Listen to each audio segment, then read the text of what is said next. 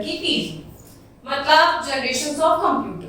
Computer ने किस तरीके से कैसे कैसे अमेंडमेंट्स लाके, ग्रोथ लाके आज के टाइम का कंप्यूटर हमें मिल पाया है। प्रारंभिक गणना उपकरणों का एक प्रस्तुतिकरण तैयार कीजिए, ये है आपका प्रोजेक्ट। पढ़ेंगे हम परिचय। कंप्यूटर यथार्थ में एक आश्चर्यजनक मशीन है। ऐसा क्यों कहा गया है? क्योंकि कंप्यूटर से हम ऐसे ऐसे काम कर सकते हैं जो बहुत ही जल्दी, मनुष्य से भी 4 गुना जल्दी हो सकते हैं, एक्यूरेट हो सकते हैं। ऐसा कोई काम नहीं है जो कंप्यूटर नहीं कर सकता। जो हमारा माइंड कर सकता है उससे तीव्र गति से, बिल्कुल सही तरीके से, स्पष्टीकरण से कंप्यूटर कर सकता है। तो इसलिए हम कंप्यूटर को आश्चर्यजनक मशीन कहते हैं। कंप्यूटर को विभिन्न पीढ़ियों में वर्गीकृत किया गया है। समय अवधि के अनुसार कंप्यूटर का वर्गीकरण नीचे दिया गया है। ये जो समय वर्गीकरण हो रखा है कि इस एज से दूसरी एज तक कंप्यूटर में क्या क्या कमियां आई, क्या क्या अमेंडमेंट्स आए और किस तरीके से नया कंप्यूटर बनके अगली पीढ़ी तक पहुंच गए।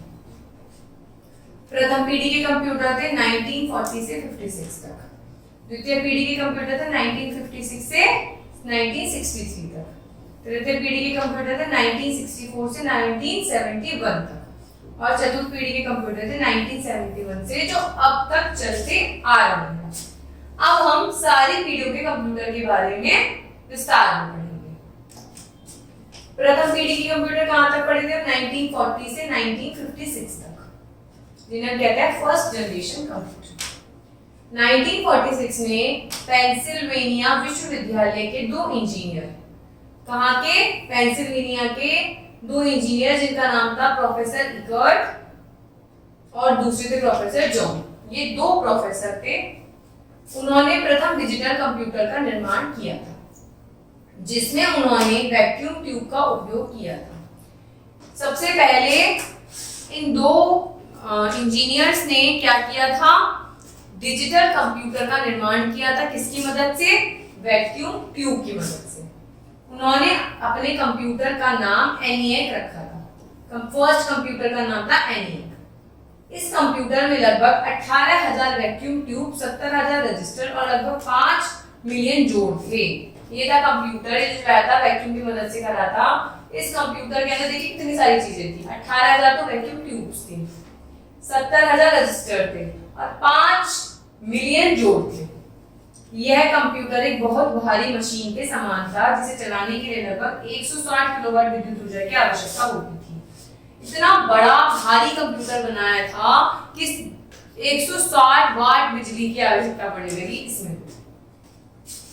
तो देखिए पहला ENIAC जो था वो कितना ज्यादा पावरफुल कंप्यूटर था और कितनी बिजली फूकता था। अब हम जाते हैं दूसरी जनरेशन पे। 1948 में ट्रांजिस्टर की खोज ने कंप्यूटर के विकास में महत्वपूर्ण भूमिका निभाई। 1948 में किसका विकास हुआ? ट्रांजिस्टर्स का, जो कंप्यूटर के विकास के लिए बहुत अच्छा था। अब वैक्यूम ट्यूब का स्थान ट्रांजिस्टर ने ले लिया। वैक्यूम ट्यूब जो थे उनका जो वैक्यूम ट्यूब जगह थे ना 18,000, इनकी जगह ट्रांजिस्टर आते, जिसका उपयोग रेडियो, टेलीविजन, कंप्यूटर आदि बनाने में किया जाने लगा, जिसका परिणाम यह हुआ कि मशीनों का आकार छोटा हो गया। पहली जनरेशन में हमने देखा था कंप्यूटर का आकार कितना बड़ा था, है ना? कितने सारे क्या लगे थे? वैक्यूम ट्यूब्स लगे थे। सेकंड जनरेशन में वैक्यूम ट्यूब की जगह ट्रांजिस्टर आ गए और कंप्यूटर के बड़े आकार को उन्होंने छोटा कर दिया। कंप्यूटर के निर्माण में ट्रांजिस्टर के उपयोग से कंप्यूटर अधिक ऊर्जा दक्ष, तीव्र, अधिक विश्वसनीय हो गए। भाई जब अमेंडमेंट्स आता है, चेंजेस आता है, वो चेंजेस अच्छे के लिए आता है। तो जब ट्रांजिस्टर आए तो कंप्यूटर ने अपना काम, ऊर्जा सब कुछ अच्छी कर दी। इस पीढ़ी के कंप्यूटर महंगे थे क्योंकि इसमें ट्रांजिस्टर लगा हुआ था। जितनी लग्जरी कंप्यूटर के अंदर आती रहेगी उतनी महंगाई उसके अंदर बढ़ती रहेगी। द्वितीय पीढ़ी के कंप्यूटर में मशीन लैंग्वेज को असेंबली लैंग्वेज के द्वारा प्रतिस्थापित कर दिया गया। वही द्वितीय के कंप्यूटर मशीन की लैंग्वेज को असेंबली लैंग्वेज के द्वारा क्या किया गया? प्रतिस्थापित कर दिया गया। असेंबली लैंग्वेज में कठिन बाइनरी कोड की जगह संक्षिप्त प्रोग्रामिंग कोड लिखे जाते थे। वही जो असेंबली लैंग्वेज थी उसमें बड़े-बड़े कोड्स लिखे जाते थे, बट वो असेंबली लैंग्वेज जो पहले मशीन लैंग्वेज थी, मशीन लैंग्वेज में तो बहुत बड़े-बड़े कोडिंग वगैरह होती थी, तो वो चेंज हो गया था असेंबली लैंग्वेज में। और असेंबली लैंग्वेज बहुत ज्यादा इजी लैंग्वेज हो गई कोडिंग के मामले में। अब आते हैं हम थर्ड जनरेशन के कंप्यूटर पे। यद्यपि वैक्यूम ट्यूब का स्थान ट्रांजिस्टर ने ले लिया था सेकंड टाइम में, परंतु इसका उपयोग से बहुत अधिक मात्रा में ऊर्जा उत्पन्न होती थी, जो कि कंप्यूटर के आंतरिक अंगों के लिए हानिकारक थी। जब ट्रांजिस्टर का यूज होता था तो बहुत ज्यादा हीट उत्पन्न होती थी, इलेक्ट्रिसिटी उत्पन्न होती थी, जो क्या करती थी कंप्यूटर के अंदर के अंगों को क्या करती थी, हार्मफुल होती थी उसके लिए। तो 1958 में जैक किल्वे ने आईसी इंटीग्रेटेड सर्किट का निर्माण किया, किसकी जगह, ट्रांजिस्टर की जगह। अब वैज्ञानिकों ने कंप्यूटर से में के अधिक से अधिक घटकों को एक एकल चिप में समाहित किए, जिसे सेमीकंडक्टर कहा गया। ट्रांजिस्टर की जगह आपका आईसी आ गया, इंटीग्रेटेड सर्किट आ गया, ठीक है। जिसका परिणाम यह हुआ कि कंप्यूटर अधिक तेज और छोटा हो गया। अब कंप्यूटर उससे भी छोटा हो गया और ज्यादा अच्छे तरीके से काम करने वाला हो गया। अब हम आते हैं फोर्थ जनरेशन कंप्यूटर पे। 1971 में बहुत अधिक मात्रा में सर्किट को एक एकल चिप पर समाहित किया गया। ऊपर किया गया था large scale integrated circuit, very large integrated circuit, ये सब इसके पार्ट्स हैं। Ultra large scale integrated circuit में बहुत अधिक मात्रा में सर्किट को एक एकल चिप में समाहित किया गया था। इसका क्या हुआ था, इन्होंने इस तरीके से एक चिप में इनको समाहित कर लिया था। 1975 में प्रथम माइक्रो कंप्यूटर ऑल्टर 800 प्रस्तुत किया गया। 1975 में माइक्रो कंप्यूटर की उत्पत्ति हुई, कौन सी जनरेशन में, फोर्थ जनरेशन में, याद रखिएगा। 1981 में आईबीएम ने पर्सनल कंप्यूटर प्रस्तुत किया। फिर 1988 में क्या है, आईबीएम ने क्या प्रस्तुत किया, पीसी, पर्सनल कंप्यूटर, जिसका उपयोग घर, कार्यालय, विद्यालय में होता है। भाई आप जानते हैं कि जो फर्स्ट जनरेशन का कंप्यूटर है, क्या पॉसिबल है उसे किसी विद्यालय में लगाना? जो सेकंड जनरेशन का कंप्यूटर है, क्या पॉसिबल है कि आप उसे घर में लगा सकते हैं? और ये जो चेंजेस आते गए, उस चेंजेस ने इस काबिल कर दिया कंप्यूटर को कि आप घर में, कार्यालय में, विद्यालय में वो कंप्यूटर लगा सकते। चतुर्थ पीढ़ी के कंप्यूटर ने लैपटॉप का निर्माण किया, जो कि आकार में ब्रीफकेस के समान था। भाई जब फोर्थ जनरेशन कंप्यूटर आई तो कितने सारे कंप्यूटर में चेंज हो गए। जो लैपटॉप, अब आप क्या सोच सकते हैं कि इतने भारी कंप्यूटर आप कहीं भी लेके घूम सकते हैं, पर लैपटॉप आप देखते हैं, आप लैपटॉप ब्रीफकेस के समान होता है, कहीं भी लेके जा सकते हैं बहुत आसानी से। पाम टॉप का निर्माण किया गया था, जिसे जेब में रखा जा सकता है। पाम टॉप हमने पहली क्लासेस में भी पढ़ा था कंप्यूटर में, जिसे जो आपका कंप्यूटर होता है वो आपके हथेली पे फिट हो जाता है, उसे हम पाम टॉप बोलते हैं। अब देखते हैं पंचम पीढ़ी के कंप्यूटर, फिफ्थ जनरेशन। पंचम पीढ़ी के कंप्यूटर को परिभाषित करना कुछ कठिन होगा, क्यों भाई, पढ़ते हैं आगे। इस पीढ़ी के कंप्यूटर लेखक सी क्लास के द्वारा लिखे गए उपन्यास ओ स्पेस ओडिसी में वर्णित HAL 19 के समान ही है। मतलब पढ़ना, इनको ध्यान करना, देखना, समझना थोड़ा हार्ड होता है। ये रियल लाइफ कंप्यूटर होंगे जिसमें आर्टिफिशियल इंटेलिजेंस होगा। आजकल आप भी देख रहे हैं कि आर्टिफिशियल इंटेलिजेंस का क्या काम है, जो मशीन मनुष्य के समान सोच पाए, आर्टिफिशियल इंटेलिजेंस कहलाएगा। आने वाले कंप्यूटर ऐसे होंगे।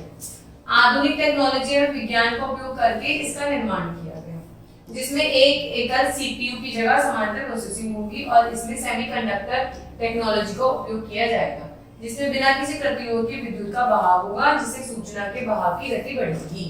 मतलब इसमें सब चीज होगा, सेमी कंडक्टर, प्रोसेसिंग, इन सब टेक्नोलॉजीज का जब यूज होगा तो जो नॉर्मल कंप्यूटर है, जो नॉर्मल कंप्यूटर प्रोसेसिंग करते हैं, वर्किंग करते हैं, वो दुगनी चौगनी तेजी से, जैसा मनुष्य सोच पाता है वैसे ही कंप्यूटर भी काम कर पाएगा।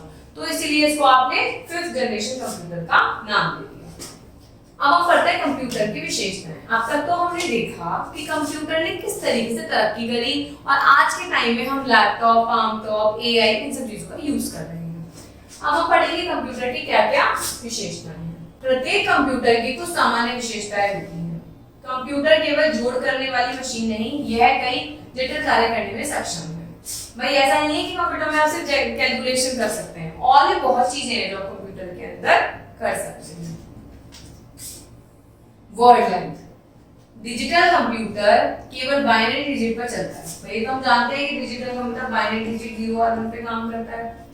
यह केवल 0 एंड 1 की भाषा समझता है। 8 बिट के समूह को बाइट कहा जाता है। 8 बिट के समूह को हम क्या कहते हैं, बाइट कहते हैं। बिट की संख्या जिन्हें कंप्यूटर एक समय में क्रियान्वित करता है वर्ड लेंथ कहा जाता है। जब कंप्यूटर वर्किंग करता है बिट्स के साथ, तो जितनी भी बिट्स होती हैं उन्हें हम कहते हैं वर्ड लेंथ। उस वर्ड की कितनी लेंथ है। सामान्यतः उपयोग में आने वाले वर्ड लेंथ 8, 16, 32, 64 आदि है। वर्ड लेंथ के द्वारा कंप्यूटर की शक्ति मापी जाती है कि कंप्यूटर कितनी गति से, कितनी शक्ति से काम कर पा रहा है, वो हम वर्ड लेंथ के थ्रू नापाई करते हैं, इस चीज की नापते हैं। तीव्रता, इंटेंसिटी। कंप्यूटर बहुत तेजी से गणनाएं करता है। माइक्रो कंप्यूटर मिलियन गणना प्रति सेकंड क्रियान्वित करता है। तो हम जानते हैं कि क्या हमारा दिमाग उस गति से कार्य कर सकता है जिस गति से कंप्यूटर कार्य कर सकता है। क्योंकि तेजी से कंप्यूटर हमारी गणनाओं को, हमारे मैथ्स के कैलकुलेशंस को, हमारी प्रॉब्लम को चुटकियों में सॉल्व कर देता है। क्या हम इतनी बड़ी बड़ी इक्वेशन खुद सॉल्व कर सकते हैं? बिल्कुल भी नहीं कर सकते। संचयी मतलब स्टोरेज डिवाइस। क्या ये पॉसिबल है कि आपके माइंड में सब चीजें आप बिल्कुल स्टोर करके रखें और जो कोई जब आपसे पूछे आप तुरंत जवाब दे दें उस चीज का? नहीं है पॉसिबल। आप ये बता सकते हैं कि आपने 5 दिन पहले क्या खाया था, आपने 6 दिन पहले कौन से कलर के कपड़े पहने थे? नहीं बता सकते। पर कंप्यूटर में सब चीज स्टोर हो जाती है। कंप्यूटर की अपनी मुख्य एवं सहायक मेमोरी होती है जो कि कंप्यूटर को आंकड़ों को संचित करने में सहायता करती है। कंप्यूटर के द्वारा सूचनाओं को कुछ ही सेकंड में प्राप्त किया जा सकता है। बिल्कुल, हम कंप्यूटर में जो मेमोरी फीड कर देते हैं और जब हम कंप्यूटर से मांगते हैं कंप्यूटर में तुरंत दे देता है। इस प्रकार आंकड़ों को संचित करना एवं बिना किसी त्रुटि के सूचनाओं को प्रदान करने वाला कंप्यूटर की महत्वपूर्ण विशेषता है। भाई ये तो आप एक विशेषता ही देखेंगे कि आपको जब कुछ भी चाहिए आप कंप्यूटर से तुरंत डिमांड कर रहे हैं और कंप्यूटर तुरंत आपको दे रहा है। क्या आपका माइंड इतना वर्कफुल है? शुद्धता। कंप्यूटर बहुत ही शुद्ध मशीन है। ये जितने से जितने गणनाएं बिना किसी त्रुटि के करता है। भाई अगर आप कैलकुलेटर को कोई कैलकुलेशन करने के लिए दे देंगे तो क्या कैलकुलेटर गलती करता है? अंटिल आपने उसको इंस्ट्रक्शन सही दी। अगर आप भी इंस्ट्रक्शन गलत दोगे तो गलती करेगा कंप्यूटर, पर आपको इंस्ट्रक्शन सही देने हैं तो कंप्यूटर कभी गलती नहीं करेगा। वैविध्यपूर्ण। कंप्यूटर एक वैविध्यपूर्ण मशीन है। यह सामान्य गणनाओं से लेकर जटिल से जटिल गणनाएं करने में सक्षम है। मिसाइल उपग्रहों का संचालन इन्हीं के द्वारा किया जाता है। दूसरे शब्दों में हम कह सकते हैं कि कंप्यूटर लगभग सभी कार्यों को कर सकता है। ऐसा कोई कार्य नहीं है जो कंप्यूटर कहता नहीं है मैं ये काम नहीं कर सकता। कंप्यूटर हर तरीके का काम कर सकता है, चाहे वो मीडिया से रिलेटेड हो, चाहे वो कोई इंफॉर्मेशन कहीं से कहीं तक पहुंचाना हो, चाहे वो गणना करना हो, चाहे वो पीपीटी बनाना हो, हर तरीके का। एक कंप्यूटर द्वारा दूसरे कंप्यूटर में आपस में वार्तालाप करने की क्षमता ने आज इंटरनेट को जन्म दिया है, जो कि विश्व का सबसे बड़ा नेटवर्क है। भाई हमें अपना कोई मैसेज दूसरे तक पहुंचाना है तो कंप्यूटर की सहायता से तो पहुंचाते हैं। कंप्यूटर की सहायता से जब हम नेटवर्किंग करते हैं तो उसे हम क्या कहते हैं? इंटरनेट कहते हैं। ऑटोमेशन, स्वचालन। कंप्यूटर एक समय में एक से अधिक कार्य करने में सक्षम होता है। बिल्कुल। क्या आप ऐसा कर सकते हैं कि एक ही टाइम में आप खा रहे हैं, एक ही टाइम में आप पढ़ रहे हैं, एक ही टाइम में आप लिख भी रहे हैं, एक ही टाइम में आप याद भी कर रहे हैं? पर कंप्यूटर में आप एक टाइम में अलग अलग एप्लीकेशन में तरह तरह के टास्क कंप्लीट कर सकते हैं। परिश्रमता, लेबोरियसनेस। परिश्रमशीलता का अर्थ है बिना किसी रुकावट के कार्य करना। भाई अगर आप कोई काम करते हैं तो आप थक जाते हैं कि आपको लगता है आपको बोरियत हो गई, आप थक गए। पर क्या आपने अपने घर की कभी वॉशिंग मशीन को ये कहते हुए देखा है कि मैं और कपड़े नहीं धो सकती क्योंकि मैं थक चुकी हूँ? क्या आपने अपने घर की मिक्सी को ये कहते हुए सुना है कि मैं और टमाटर ग्राइंड नहीं कर पाऊंगी? मशीन से। आपके टीवी कभी ये कहता है कि अब मुझे तुम बंद कर दो, मैं गर्म हो रहा हूँ, थक गया हूँ? नहीं, चलता ही रहता है। मानव जीवन थकान, कमजोरी, संवेदन का अभाव से पीड़ित रहता है।